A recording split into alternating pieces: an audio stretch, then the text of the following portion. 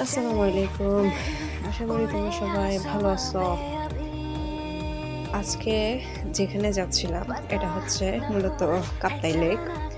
কাপ্তাইয়ে পাহাড়ে ঘেরা বা পাহাড়ের মাঝখানে এই রাস্তাটা মূলত আমার থেকে অনেক ভালো লেগেছে।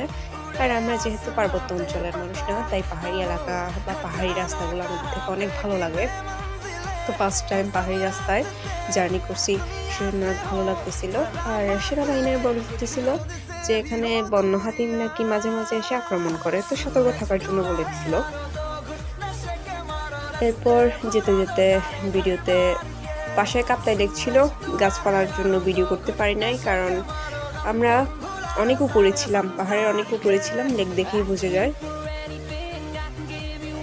এরপর ভিডিও করতেছিলাম, হঠাৎ করে এই বাসটা চলে আসে। আমি হঠাৎ করে ভয় পেয়ে গেছিলাম, কি আর বলবো, হার্ট অ্যাটাক করাই দিছিল।